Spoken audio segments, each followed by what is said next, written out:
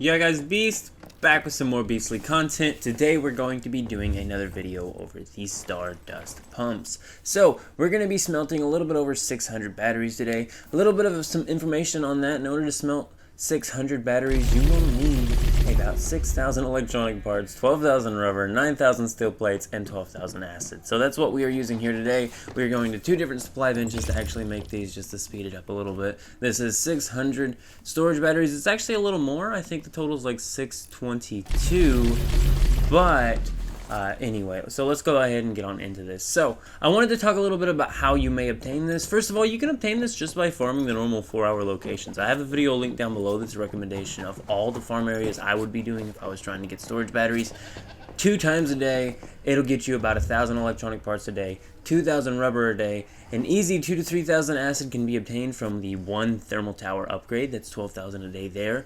All you need is 800 more to get to 2,000 there, or, you know, a little bit more. You could do the polluted water pump farm where you're able to pump up polluted acid and then turn that into real acid in a brewing barrel, or you could do the contaminated berries farm and grow contaminated berries in a large farm facility, be able to harvest about 1,200 of those a day and get about 500 acid there.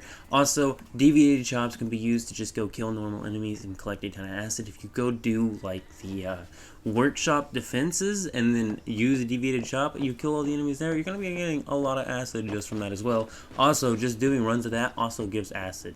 And like I said, once again, the thermal tower upgrade, 1,200 acid a day just sitting in your depot ready to collect. I was talking with the server a little bit today, and they were talking about how acid was like too easy to get or something, and I was like, if you have used storage batteries, it's a very, very nice thing to get. And also, you really use acid for everything, and I think acid can just stay low value because I think that's fine.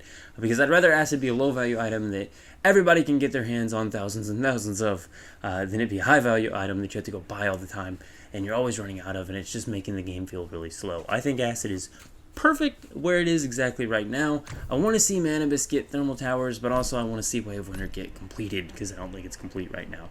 Another thing I wanted to real quickly mention is that I'm just going to be selling my electronic parts, and I'm selling all my electronic parts, well, not all of them. I'm going to keep them like a few thousand, but I'm going to be selling a bunch of my electronic parts, my steel plates, my acid, and things like that on my server, because the actual reason why I didn't actually go for the full 100k Stardust source, let me go ahead and tell you this story real quickly, is because there's about 2 or 3 other fellas on my server who have been going around buying out all the rubber daily. And I literally raced a guy to a vending machine yesterday just to buy 600 rubber for 250,000 electronic. Or energy links, guys. This dude had his price at like 255 per rubber, and we were competing for it, and I just felt like it was not very fun, and it was starting to get toxic feeling competing for the rubber, and also it was holding up videos. I have a frost build I really want to be showing you guys soon, and I can't be doing any of those videos if I'm too busy worrying about getting all this farmed up and getting like 32,000 rubber or whatever it was. I think it was 24,000 rubber for, you know, how much we were going to be doing. We were going to be doing 1,200 batteries for 120 something Stardust Source, but I figured 49,760, 622 batteries was going to be just fine. So I wanted to go ahead and show you something real quickly. You see me just quickly selecting like a stack, and then you want to rapid click the put in button, so like the F button. You just rapid click it, and every once in a while it'll actually place down multiple stacks of batteries in the pump, allowing you to actually use more than one slot in the pump without having to have a 99 stack of batteries per slot to do so.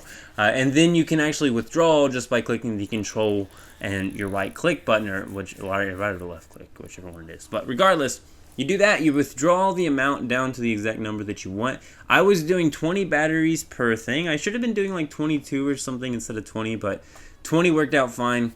Doing 20 batteries per thing, that is 40 batteries that are going in there. As long as we're under 24 batteries, we will be able to smelt this within 2 hours. That's another thing I wanted to real quickly mention here while we were running through this, is that we are able to smelt this in under 2 hours. By that I mean that from the start of placing the batteries in the pumps to collecting the Stardust Source, it takes 2 hours. Yes, there is time invested in collecting the materials and resources. That's kind of part of playing the game, not really part of making the Stardust Source itself. You are creating 49,760 Stardust Source in 2 hours.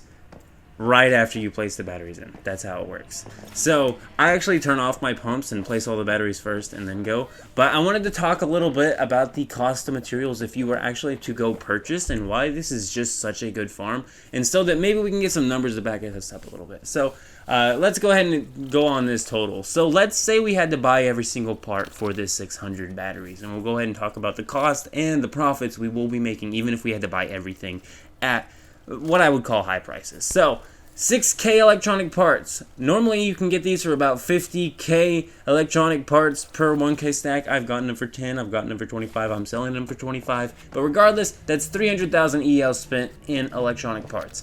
Say you had to buy all 12,000 rubber at 50,000 per 1k stack. Once again, not when you're competing for prices and everybody's after rubber because everybody's doing the pumps. I'm sorry if your server's like that. Maybe they see my video. I feel bad for you. But anyway, so as you can see here, if you're paying 50k per 1k stack of rubber, that's going to be 600,000 for 12k rubber. 180,000 for 9k steel plates if you're paying 20k per 1k stack. And then for the 12k stacks of acid, if you're buying it at 40 EL or 40k per 1k stack, it's going to be 480k EL. So a whopping total of 1.56 million EL spent if you wanted to buy the materials worth to make these batteries.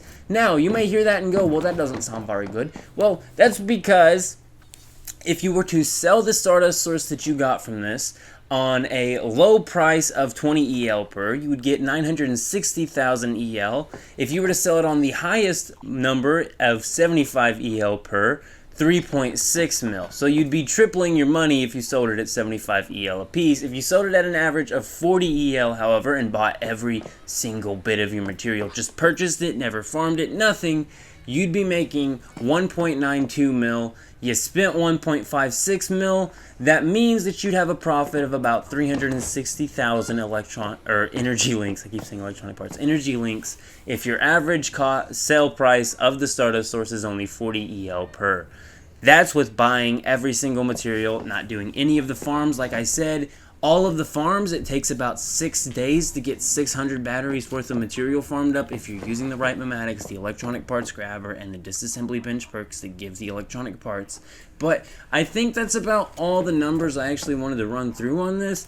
But as you can see here, we are collecting all of our Stardust source now. It is just a bit below 50k, and it's a bit below the 49,760 I said.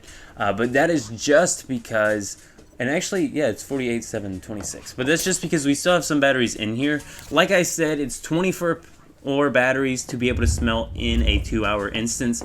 We placed down what was like 25 batteries in just a couple of them because we had a couple batteries that we didn't get into the slots. Because like I said, with that like rapid clicking thing, it does take a little bit of time. You don't get it the first shot. You gotta just click a stack, rapid click, and then take out what you don't need in there and leave the amount you want. We ended up just placing like 25 in each on a couple of them, and it was already like 2 a.m. when we were harvesting, so we didn't wait for those other batteries to smelt, but we did make the 49,760 in the end.